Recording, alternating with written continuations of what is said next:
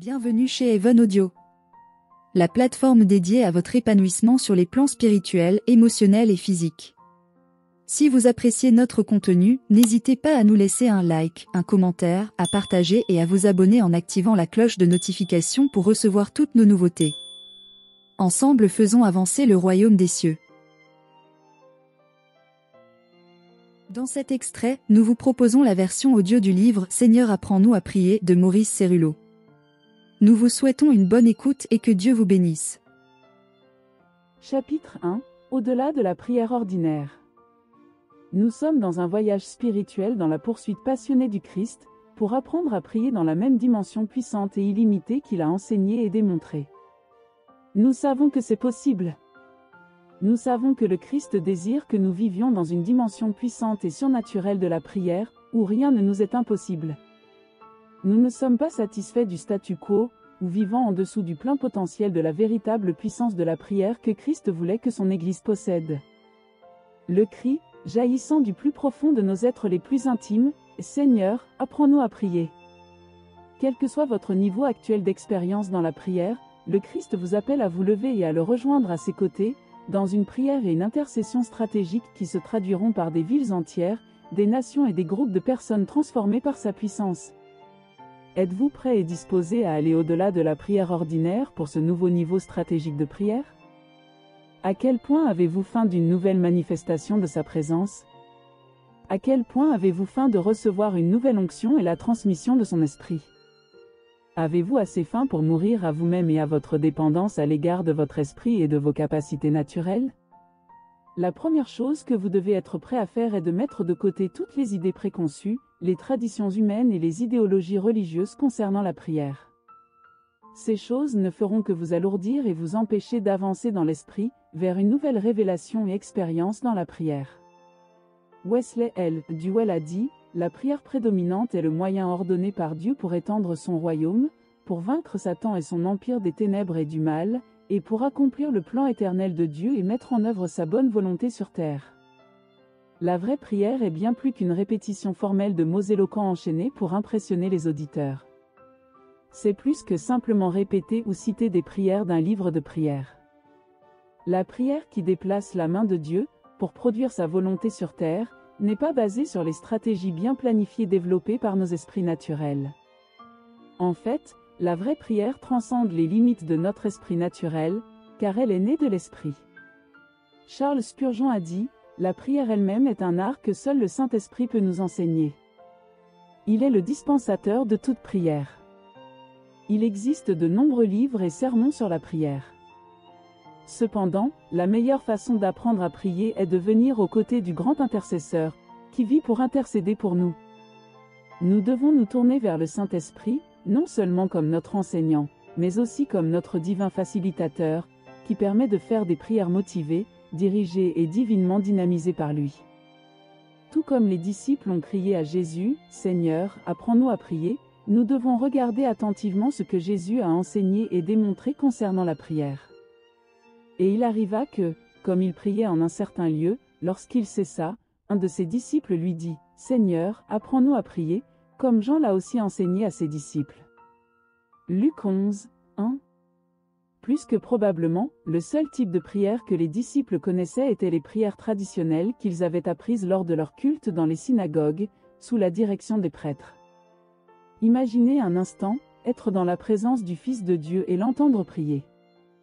L'atmosphère est électrifiée, alors que les écluses des cieux s'ouvrent, et il commence à communier avec son Père. Il y a quelque chose de différent dans sa prière. Contrairement aux prêtres debout dans la synagogue qui récitent des paroles, les paroles qu'il prononce sont vivantes et palpitent de vie. Le ton avec lequel il parle résonne avec puissance. L'une des choses les plus remarquables de la vie de Christ que les disciples les plus proches de lui avaient observé était sa vie de prière. Jésus a vécu dans une communion et une communion ininterrompue avec le Père. Il se levait souvent pendant que tout le monde dormait et s'éclipsait avant le lever du jour pour prier. L'un de ses lieux de prière préférés était le mont des Oliviers. Je peux presque le voir là, agenouillé sous l'un des oliviers, les yeux levés vers le ciel, parlant avec le Père, écoutant pour entendre le cœur du Père et recevant son instruction. Avant chaque événement majeur de sa vie, Christ passait du temps seul avec le Père. Il a dit: le Fils ne peut rien faire de lui-même, mais ce qu'il voit le Père faire, car tout ce qu'il fait, le Fils le fait aussi de même. Jean 5, 19.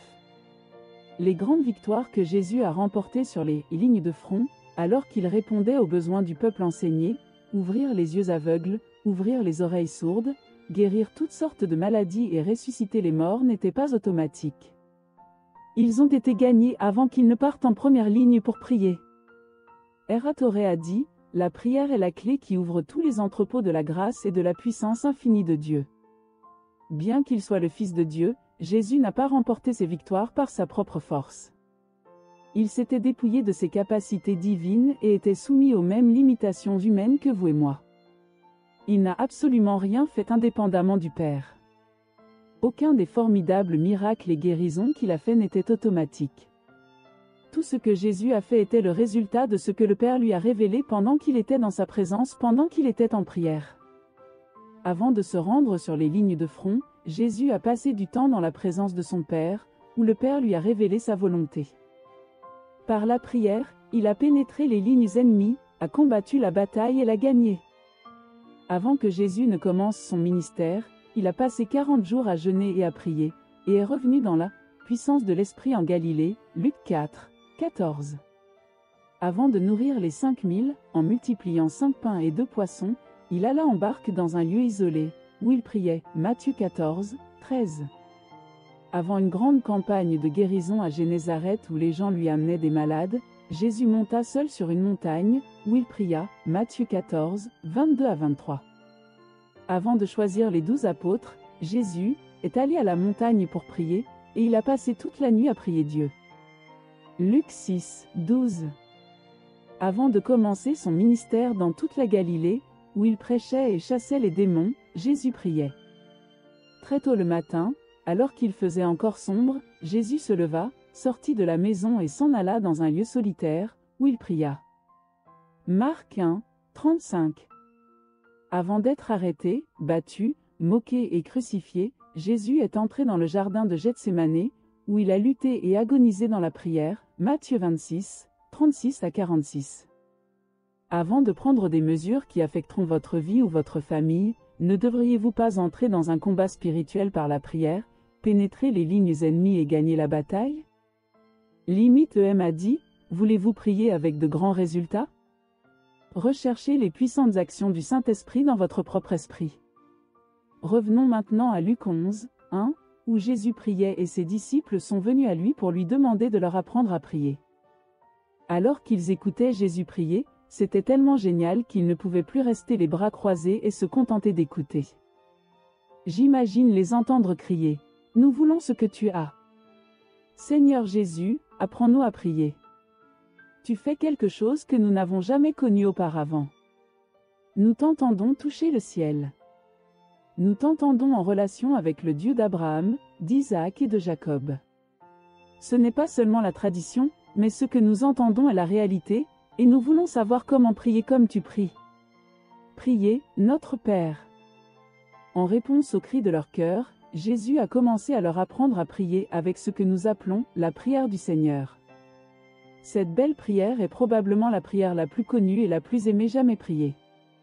Des millions de personnes à travers les âges l'ont répétée. Des livres ont été écrits à ce sujet. Il a été chanté dans de majestueuses cathédrales de vitraux et des lieux de culte de toutes les confessions. Jésus n'a jamais voulu que sa prière devienne une autre prière traditionnelle, simplement à répéter dans le cadre d'une liturgie. Dans cette prière, il a exposé un modèle céleste sur lequel baser nos prières. Une des grandes vérités de la prière de Jésus, sur laquelle concentrer notre attention, c'est qu'il a franchi les barrières traditionnelles et pour la première fois, il leur a appris à reconnaître et à prier Dieu comme leur Père. Jésus a dit: quand vous priez, dites: Notre Père qui es aux cieux.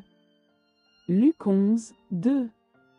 La prière n'était plus seulement une forme ou un rituel.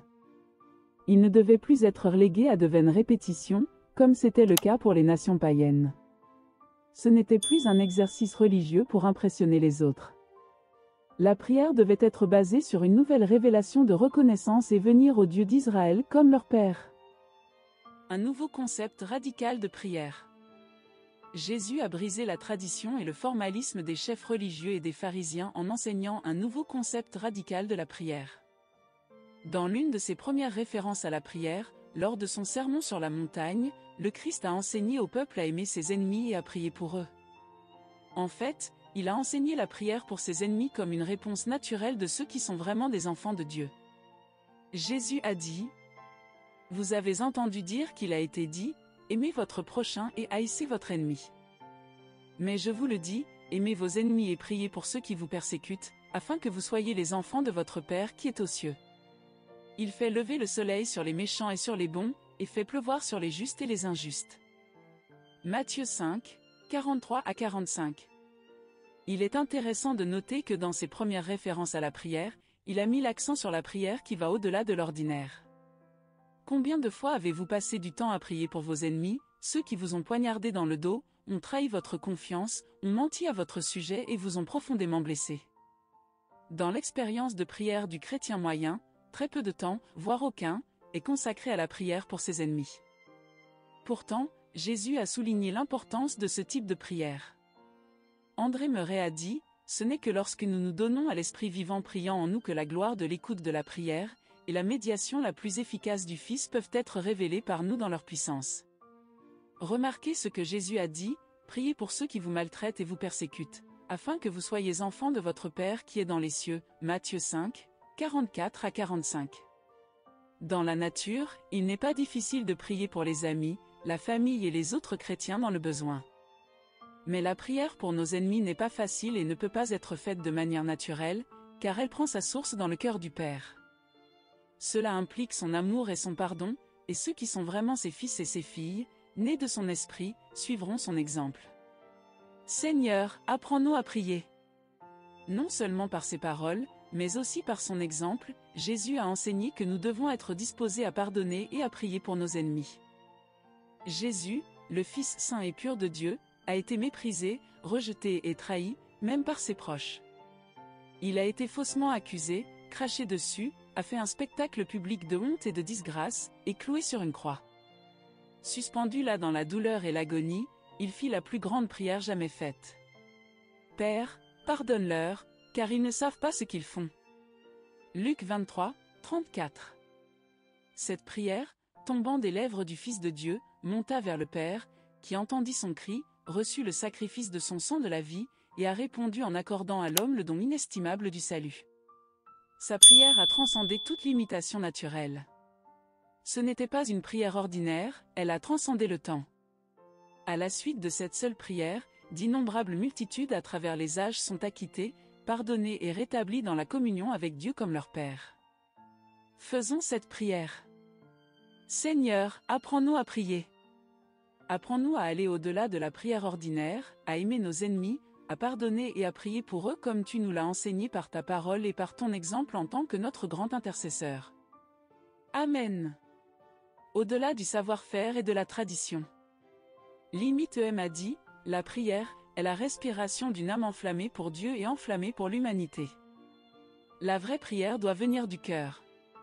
Ce ne sont pas seulement les mots ou les phrases qu'une personne répète comme une simple routine ou formalité. Cela implique de se présenter devant Dieu, en tant que notre Père, avec nos cœurs, nos êtres tout entiers dans une attitude d'humble soumission. Dieu exige tout notre cœur. Dans ses relations avec les enfants d'Israël, il a parlé par l'intermédiaire du prophète Jérémie.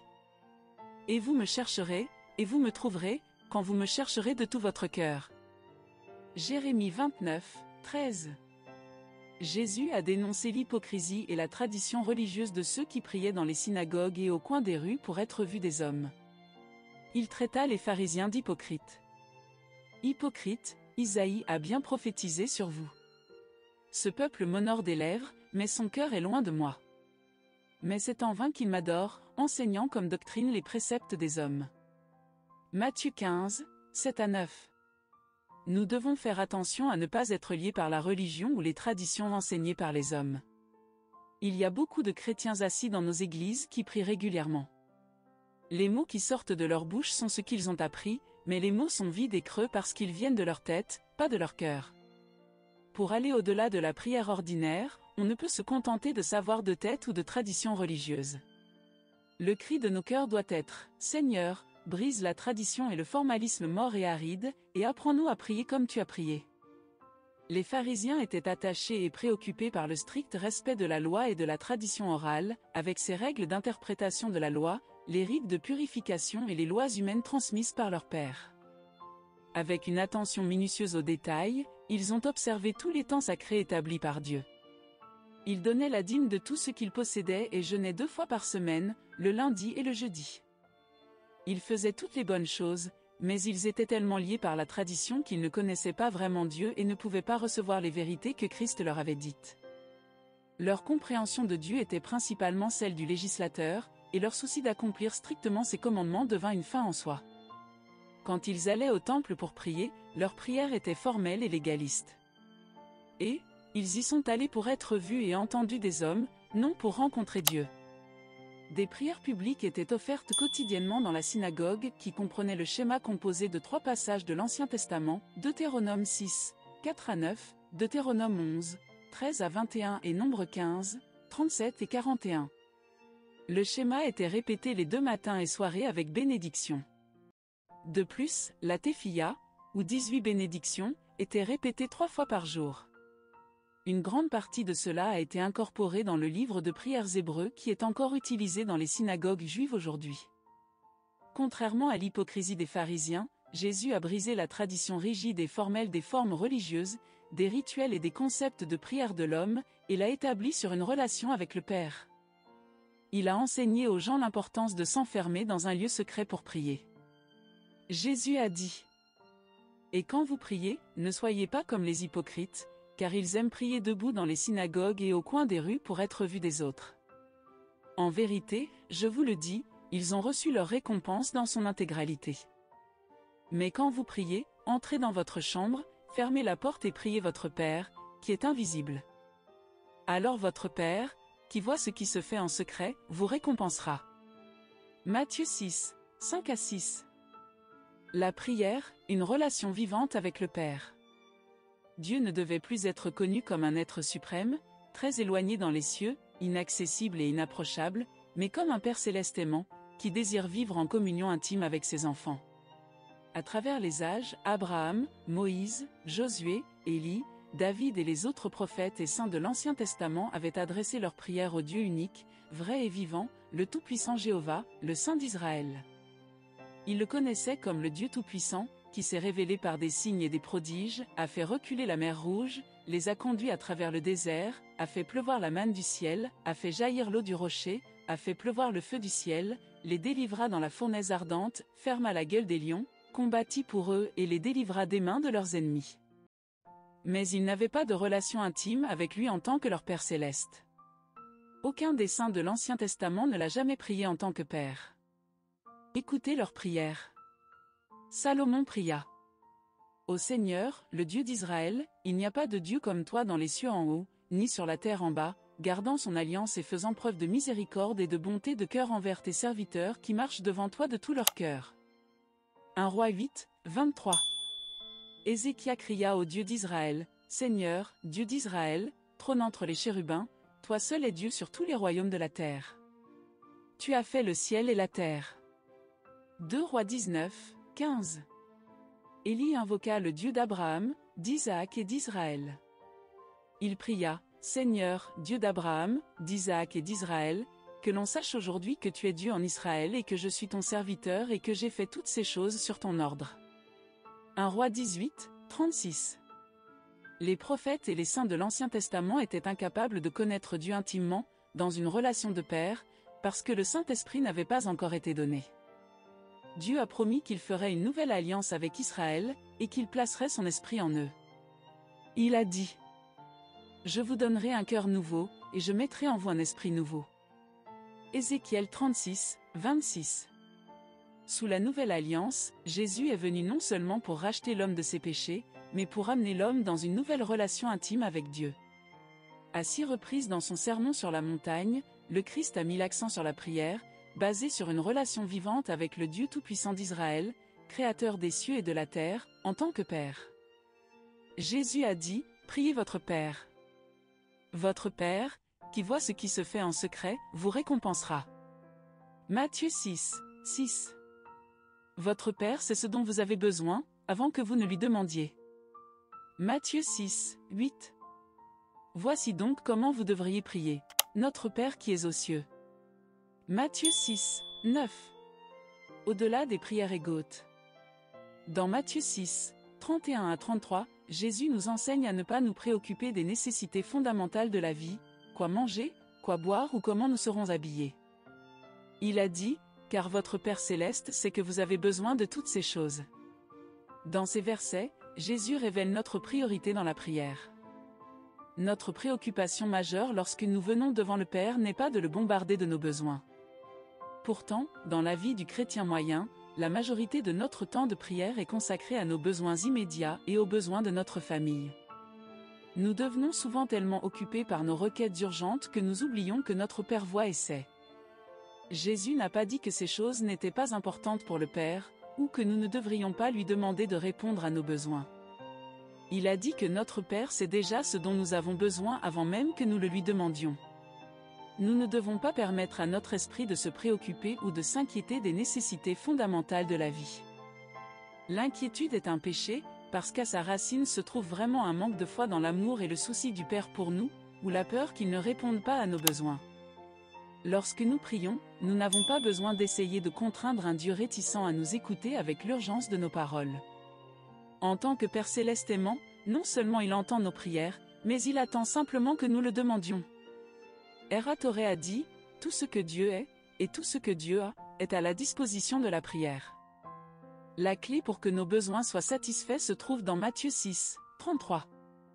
Jésus a dit, cherchez premièrement le royaume de Dieu et sa justice, et toutes ces choses vous seront données par-dessus.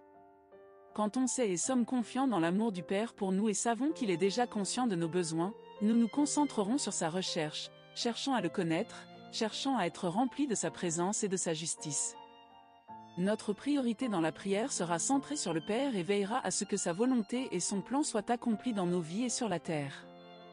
Dans Matthieu 7, 7 à 11, Jésus insiste à nouveau sur le fait que lorsque nous venons à Dieu dans la prière, nous devons venir comme un enfant aimant et confiant demandant avec confiance, sachant que notre Père nous accordera tout ce que nous demanderons.